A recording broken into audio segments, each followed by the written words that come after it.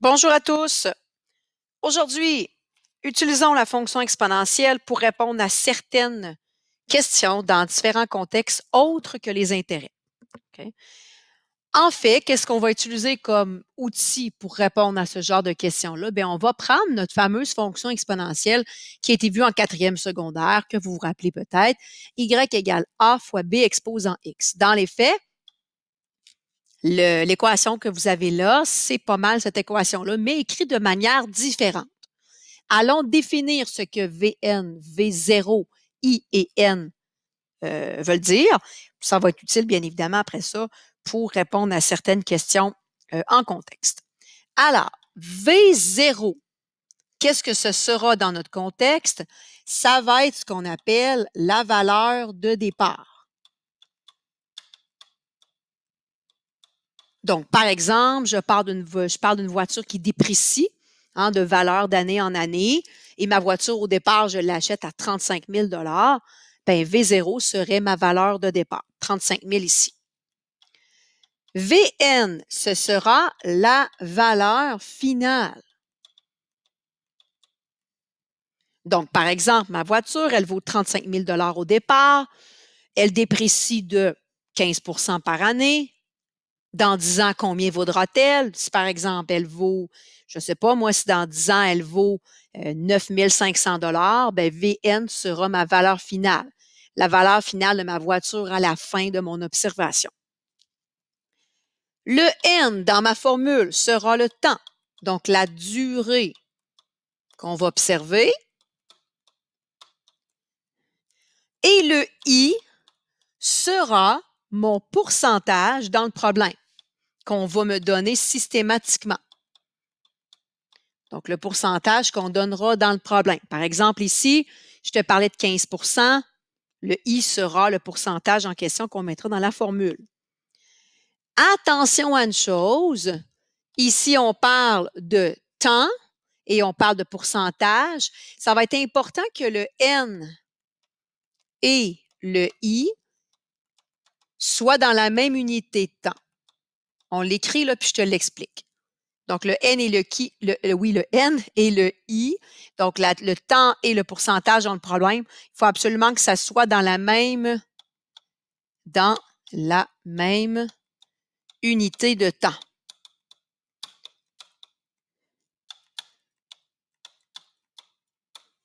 Donc, le N et le I, il faut absolument qu'ils soient dans la même unité de temps.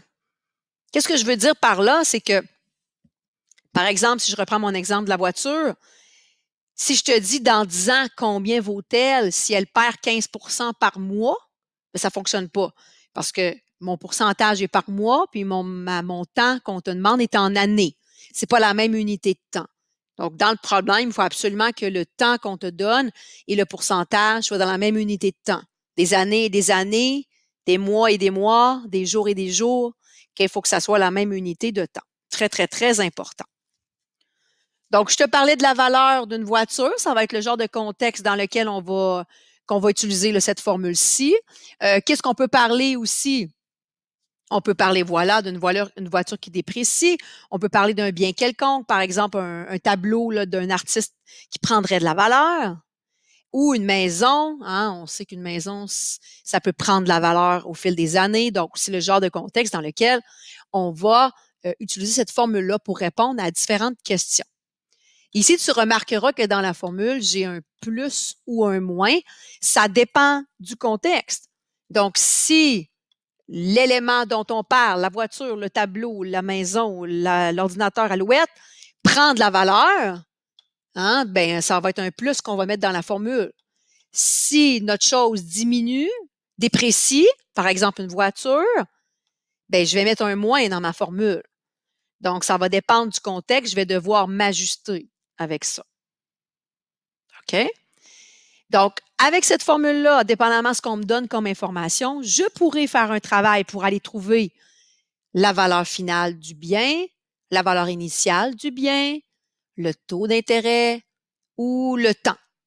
Je vais pouvoir trouver un de ces quatre éléments-là avec les informations qu'on va me fournir dans les problèmes en contexte.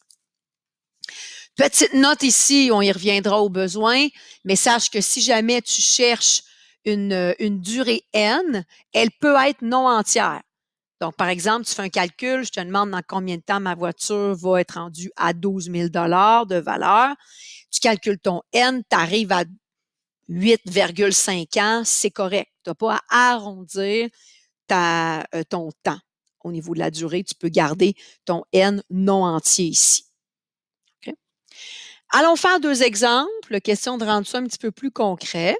Donc, allons voir l'exemple 1 ensemble. Alors, à la fin de l'année 98, Paul a acheté une voiture neuve au coût de 25 000 $. La voiture déprécie et perd chaque année 18 de la valeur qu'elle avait l'année précédente. On s'intéresse à la relation entre la valeur de la voiture et le nombre d'années écoulées depuis son achat. Et là, on a 2 questions. Quelle sera la valeur de la voiture à la fin de l'année 2001? Et après combien d'années la valeur de la voiture sera de 10 000 $? Et en quelle année serons-nous? Donc ici, je parle d'un bien, je parle d'une voiture qui valait au départ 25 000 $. On nous dit qu'elle déprécie, donc elle perd de la valeur. Donc, ça veut dire que ça descend, cette affaire-là. Elle perd de la valeur. Elle perd quoi? 18 par année de valeur. C'est ce qu'on nous dit. Voilà. Donc, dans ce genre de problème-là, on voit qu'on a un bien. OK, je vais juste aller t'écrire ici que ça descend. Déprécie, ça veut dire descendre. Donc, on perd de la valeur ici. Donc, dans ce genre de problème-là, donc on voit qu'on a un bien quelconque. Donc, une voiture, on voit qu'il déprécie, on voit un pourcentage dans le problème. Donc, comment résoudre ça? OK? Alors, on va aller écrire la formule utilisée. Donc, ici, notre formule, on vient de la voir. Vn, ici, le N il est en indice, il est en dessous du V, est égal à V0 fois 1 plus ou moins I exposant N. La formule, j'espère que je t'apprends rien, tu dois la mettre au départ, question de communication mathématique. Tu me dis, Julie, j'ai un bien, il déprécie. C'est cette formule-là qui va me permettre de répondre aux questions. Donc, tu énonces ta formule. Ce que je veux voir aussi dans la marge à côté, c'est que je veux que tu m'identifies c'est quoi Vn, c'est quoi V0, c'est quoi I et c'est quoi N. Donc, tu sors ce que tu connais et ce que tu cherches. Important pour moi. Donc, on va y aller dans l'ordre de la formule. Donc, Vn. Bon, alors ici, la question, on va aller la relire. Première question, quelle sera la valeur de la voiture à la fin de l'année 2001? Donc, si je suis à la fin de l'année 2001, j'ai acheté ma voiture en 98, donc je suis 3 ans plus tard. Donc, passer de 98 à 2001, je suis 3 ans plus tard. Donc, Vn, est-ce que je connais ça ici dans mon contexte? Vn, on se rappelle que c'est la valeur du bien à la fin. C'est ce que je te demande ici. Quelle est la valeur de la voiture dans 3 ans? Donc, je ne connais pas la valeur de la voiture à la fin. V0, c'est la valeur initiale du bien. Donc, combien vaut cette voiture initialement? 25 000 $. J'ai le I et j'ai le N dans ma formule. Je sors ce que je connais, oui, et ce que je cherche. Le I, on vient de le voir, c'est le pourcentage dans le problème. Donc ici, c'est 18 d'intérêt. Pardon, 18 de valeur que la voiture perd. Donc, 18 Et ici, je t'invite, on va aller l'écrire pour ne pas se mêler, c'est 18 par année qu'elle perd. Quand on va le mettre, ce pourcentage-là dans la formule, on va devoir le mettre en nombre à virgule. 18 c'est 18 sur 100. 18 sur 100, c'est 0,18 en nombre à virgule. C'est ce qu'on va aller mettre dans la formule. Rappelle-toi, quand on utilisait la fonction exponentielle l'année passée, on mettait notre base en notation décimale. Même chose ici. Et N, c'est notre temps. Alors, on nous demande la valeur de la voiture dans 3 ans. Donc, le N, c'est 3 ans. Parfait. Donc, j'ai écrit ma formule, j'ai indiqué dans la marge ce que je connais, ce que je cherche. J'ai 4 éléments, VN, V0, I, N. Je les mentionne et j'écris ce que je connais et ce que je cherche. On disait il y a quelques minutes que c'est important que le temps et le pourcentage soient dans la même unité de temps. Ici, c'est parfait. On nous demande combien vaut la voiture dans 3 ans et on nous dit qu'elle perd 18% par année. Donc, année, on est dans la même unité de temps. Tout va bien, la vie est belle. Maintenant, comment gérer ça? Alors, on remplace. Et après ça, dans la formule, puis ensuite, ben, on va calculer ou isoler ce qu'on cherche, dépendamment de ce qu'on nous demande. Donc, VN, c'est ce qu'on cherche. Donc, je ne le sais pas. V0, 25 000 fois, ici, il y a une multiplication de cachets, 1. Ici, plus ou moins, dépendamment du contexte, on s'ajuste. Alors ici, la voiture déprécie, perd de sa valeur, donc je vais aller mettre moins. Le I, c'est le pourcentage. Le pourcentage, c'est 18% d'intérêt, 0,18. On le met en notation décimale. Le N, c'est notre durée. On a passé de 98 à 2001. On a dit que c'était dans 3 ans, donc exposant 3. Donc ici, ce qu'on cherche, c'est isoler déjà à gauche. Donc, ce que je vais avoir à faire, c'est calculer ça. 25 000 fois 1 moins 0,18 exposant 3. Tu pourrais te risquer à le calculer direct. Moi, j'aurais le réflexe d'y aller doucement. Tu pourras l'essayer sur ta calculatrice. Moi, je sais que ma priorité, c'est ma parenthèse dans mon PENMAS. Donc, 1 moins 0,18, ça fait 0,82. Exposant 3. J'ai calculé ceci, 1 moins 0,18. Et là, ben là, tu peux le faire peut-être d'un coup sur ta calculatrice. 25 000 fois 0,82 exposant 3. Fais attention. Ici, ce qui est exposant 3, c'est seulement la base de 0,82. Si tu calcules ça, tu vas avoir la valeur de la voiture dans 3 ans qui est supposée te donner 13 784 et 20. On n'oublie pas ici qu'on parle d'argent, donc on garde 2 chiffres après la virgule et on n'oublie pas nos unités, bien évidemment. Ici, on parle d'argent. Donc, la voiture, dans 3 ans, va valoir 13 784 et 20 sous. À peu près, hein, parce que souvent, on arrondit la valeur sur notre calculatrice. Donc, je vais faire le B, puis après ça, je reviens sur les étapes par lesquelles on doit passer. Deuxième question ici, dans le contexte. Après combien d'années la valeur de la voiture sera de 10 000 $ et en quelle année serons-nous rendus? Parfait. Donc ici, on va aller ressortir ce qu'on connaît parce que ça a changé, notre contexte a changé.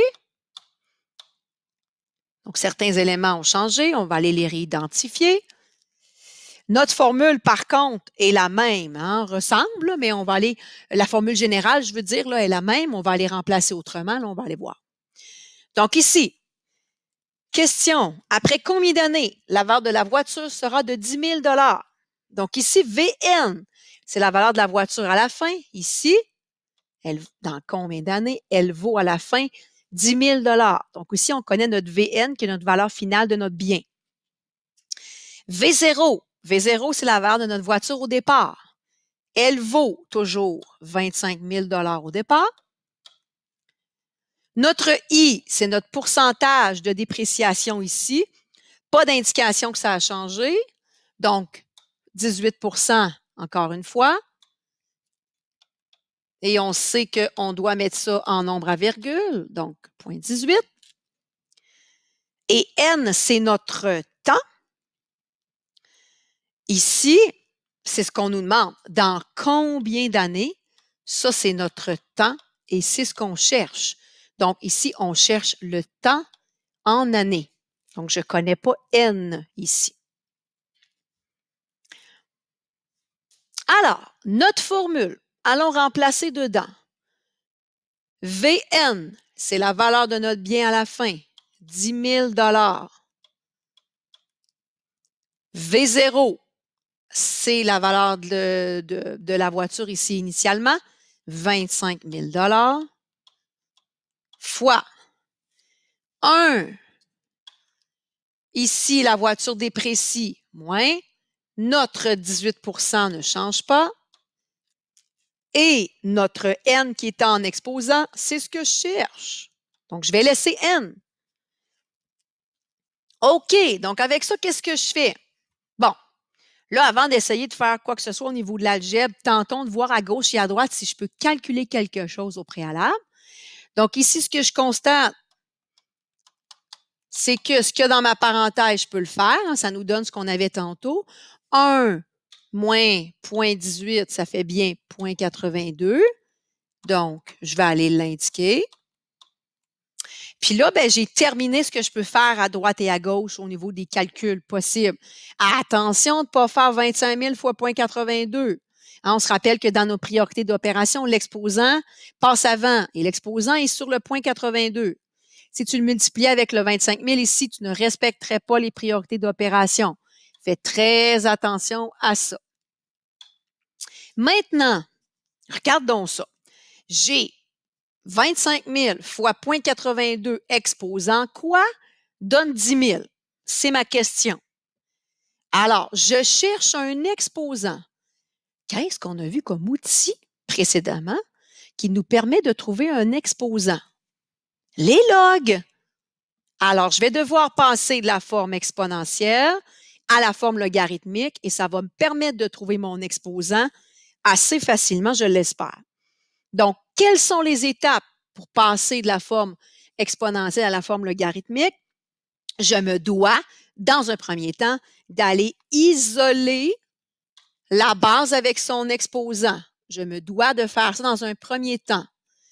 Donc, si je vais aller isoler ça, je vais devoir, oui, me débarrasser du 25 000 dans un premier temps en divisant. Je vais obtenir 10 000 divisé par 25 000, ça fait 0,4. Les 25 000 sont disparus. Il me reste 0,82 exposant N. Bon, ici, tu pourrais prendre ta calculatrice. 0,82 exposant 2. Fais-tu ça? Non. 0,82 exposant 3. Fais-tu ça? Non. L'essai-erreur peut être dangereux ici. Donc, on passe ici comme la base et l'exposant sont isolés. On passe on transfère ça en log. Ça va nous permettre de nous en sortir. Donc, on se rappelle des bons souvenirs. Un log, c'est un exposant. Donc, un log, c'est un exposant. Un log, ça égale à un exposant. Ici, notre exposant, c'est n. Log en base, quoi? Log en base, c'est la même base que de mon exponentielle. Donc, ici, ma base, c'est 0,82. Donc, log en base, 0,82. De quoi? De la puissance. Donc, 0,4. Donc, un log, c'est un exposant. Ça égale un exposant. L'exposant, c'est n. Log en base quoi? Toujours une base au log. Log en base quoi? C'est la même base que l'exposant. Donc, base de 0,82. Qu'est-ce qu'il y a dans le log? C'est la puissance. C'est l'expression seule ici. Donc, 0,4. Et on sait que sur notre calculatrice, le log est en base 10 pour faire un changement de base. On prend le log de ce qu'il y a dedans, log de 0,4, on divise par le log de sa base. Automatiquement, on va se ramasser en base 10 et ça va nous permettre de trouver notre N. Si tu calcules ça, je t'invite à le faire, question de voir si ça va avec ta calculatrice. Tu es supposé obtenir 4,62 ans, à peu près.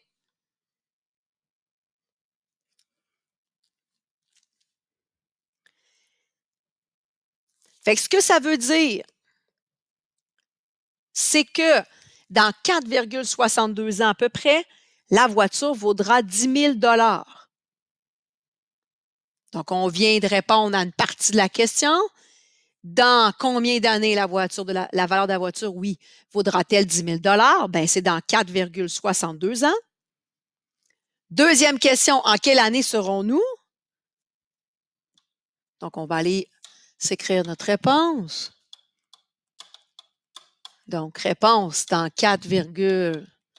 dans environ 4,62 ans. Et deuxième question, en quelle année serons-nous? Bon, ben là, comment on fait pour répondre à ça? On se rappelle qu'on était en 98. Et attention ici, petite subtilité, on est à la fin de 1998. Si je suis dans 4,62 ans, je suis rendu dans quelle année? Donc, je peux ici arrondir à dans 5 ans, okay, si je le désire, quoiqu'une valeur de n peut être non entière, on peut le laisser comme ça. Donc, dans 4,62 ans, ben, dans 4 ans, mettons, si je pars en 98, je suis à la fin de l'année. Donc, dans 4 ans, je suis à la fin de 2002. Mais là, je rajoute 0,600, donc je suis rendu en 2003. Nous sommes rendus en 2003. Parce qu'on était à la fin de 98.